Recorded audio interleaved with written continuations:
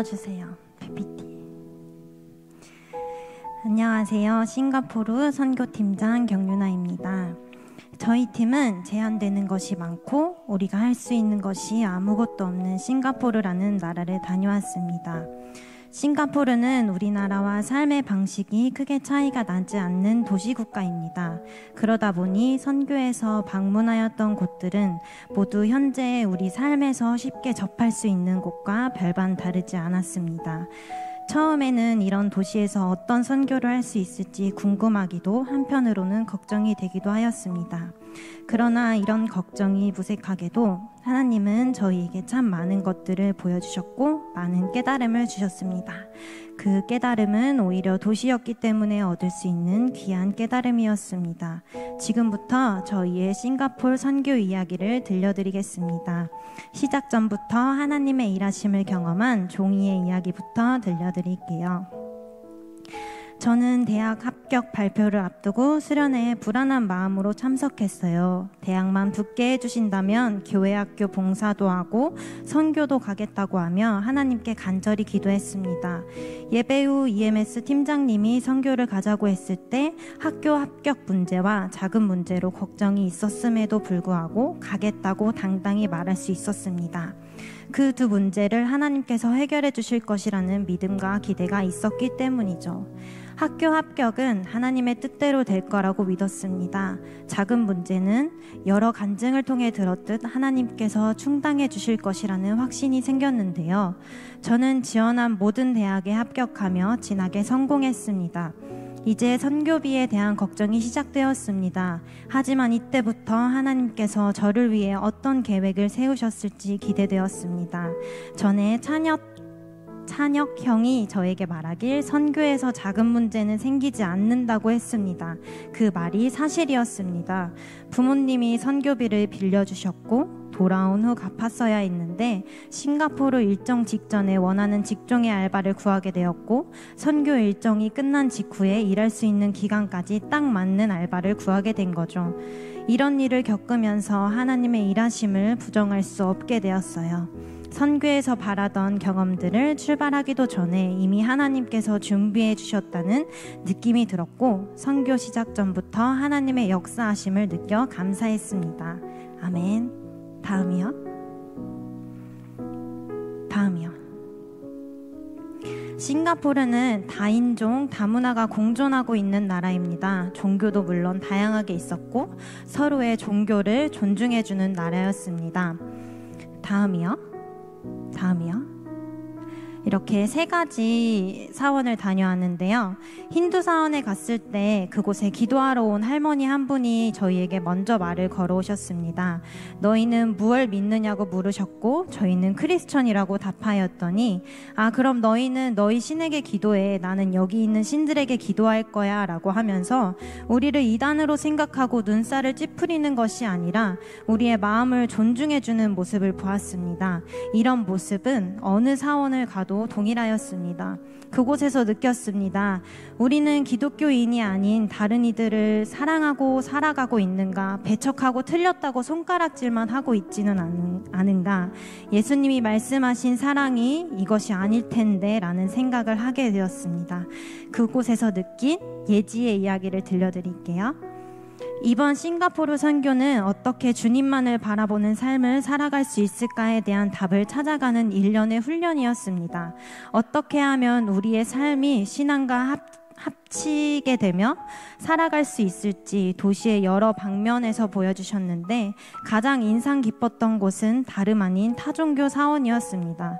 기독교인으로서 타종교에 대해서 피상적인 지식만 가지고 있었던 터라 그곳에서 깨달음을 얻을 거라는 기대는 하지 않았었습니다. 그랬기에 더욱 인상 깊게 다가왔습니다. 이슬람 사원을 방문했을 때 그곳에는 기도를 위한 디지털 시계가 있었습니다. 그 시계는 메카가 있는 방향을 표시하여 기도의 방향을 알려주었고, 의무적으로 하루 5번 해야 하는 기도가 몇 시에 진행돼야 하는지 알려주었습니다. 알고는 있었지만 실제로 눈으로 보는 건 느낌이 달랐습니다. 다음날 선교사님과의 나눔 시간에서 선교사님은 기독교가 타종교에 비해 일상과 신앙이 많이 분리되어 있는 종교라고 말해주셨습니다.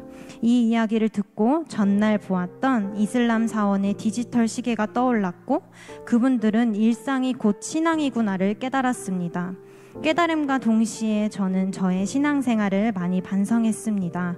일상 속에서 하나님을 찾는다고 찾았지만 교회에서 예배드릴 때만큼의 마음가짐이 일상에서 유지되기는 참 어려웠습니다. 예수님의 성품을 따르려 노력하다가도 스스로 여유가 사라지는 날엔 다시 원점으로 회귀했습니다. 주일이 되어서야 교회에 오고 회개하기를 반복하는 삶을 이제는 그만해야겠다고 생각했습니다. 이슬람 교도들은 분명 우리의 전도 대상입니다. 그럼에도 하나님은 그분들을 통해 신앙생활을 성찰할 수 있도록 해주셨습니다.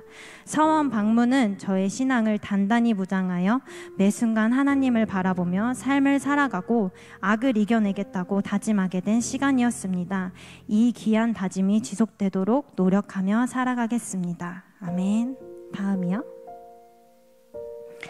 다음으론 싱가포르 땅밟기를 진행하였는데요. 다음이요. 싱가포르에서 유명한 식물원 가든스 바이 더 베이를 다녀왔습니다. 들어가기 전 선교사님이 각자한테 어울리는 꽃과 함께 사진을 찍어서 그 이유를 함께 보내달라고 하셨습니다. 그냥 여행으로 갔다면 크네, 예쁘네로 끝날 수 있었던 그곳에서 하나님의 시선으로 바라보니 다르게 보였습니다. 나의 시선이 아닌 하나님의 시선으로 바라보는 것은 정말 크고 위대하다는 것을 깨달을 수 있었습니다. 이곳에서 느낀 신지의 이야기를 들려드릴게요. 세계에서 가장 큰 온실인 가든스 바이 더 베이에 갔다. 입구부터 큰 나무들과 곳곳에 있는 꽃들에 압도당했고 언제 다 둘러보지? 라는 고민을 했다. 그 고민을 아셨는지 선교사님께서 미션을 주셨다. 팀원들에게 어울릴 만한 꽃을 찾아보고 그 이유를 설명해야 한다고 하셨다. 작은 식물 잎사귀 하나하나를 바라보며 그냥 지나칠 수 있는 것들이지만 팀원들을 생각하며 쳐다보니 거기에도 하나님의 작품인 우리가 보였다. 꽃말, 색깔, 조화로움 등이 다 다르듯이 작은 것에 집중하며 색다른 은혜를 경험할 수 있었다. 그동안은 내가 더 눈에 기억하기 쉽고 크게 보이는 것들만 하나님의 능력으로 생각했던 건 아닐까? 세상의 사람들이 같은 공감대로 보고 우아할 수 있는 것을 더 예쁘다고 생각하지는 않았을까라는 생각이 들었다. 싱가포르 선교를 준비하며 고민과 생각이 많았다. 선교라고 하는 큰 의미를 품고서 거창한 행동을 해내야만 선교가 완성되는 걸까? 매년 하는 여름 성경학교나 한류 문화 등을 준비해야 비로소 선교가 완성되는 걸까? 그러면 비전 트립으로 준비하는 우리의 선교는 하나님이 보시기에 부족한 걸까? 끝나지 않는 질문과 그동안의 선교 경험들이 남아있어서 열심을 구하면서도 무너지기도 하는 준비기간이었는데 그 섬세하게 일하시는 하나님의 방법을 바라보고 체험하고 난 후에는 결국 살아내는 이 모든 것이 하나님의 방법이고 선교이며 예배라는 것을 느낄 수 있었다. 아멘. 다음이요. 사진에서 보이시겠지만 싱가포르 여행으로만 쳐도 나올 만한 관광지 맞습니다. 저희도 돌아다니면서 걱정을 많이 했습니다. 이거 맞아? 우리 이래도 돼? 선교사님이 왜 우리를 이렇게 데리고 다니시지? 근데 선교사님의 마음을 돌아오고서야 알았습니다. 하나님은 선교라는 이름으로 이곳에 모인 우리를 기뻐하셨고 그 안에서 함께 나누는 하나님의 이야기, 그것 또한 은혜라는 것, 선교에서만 누리는 것이 아니라 우리의 일상으로 돌아왔을 때도 지속되어야 하는 그 은혜, 고단한 하루를 살아가는 우리의 그 매일에서 찾아야 하는 하나님, 그 하나님을 누리게 하고 싶으셨던 것 같습니다. 덕분에 저희는 여전히 삶에서의 감사한 일들을 공유하고 있고 서로 응원하고 기도해주는 돈독한 동역자로, 그리고 하나님이 함께 하심을 잊지 않고 살아가고 있습니다. 다음이요. 저희는 또한 싱가포르에서 유명한 시티하베스트 예배를 갔습니다. 외국인 예배가 처음이라 긴장이 많이 되었지만 어쩌면 우리보다 더 뜨겁게 예배하는 그들의 모습을 보고 주 안에서 하나 된다라는 것이 이런 것이구나를 느꼈습니다. 저는 영어를 잘 못해서 영어를 잘하는 현서의 이야기를 들려드릴게요. 시티하베스트 예배를 드릴 수 있는 기회가 있어서 팀원들과 함께 토요 예배를 드렸다.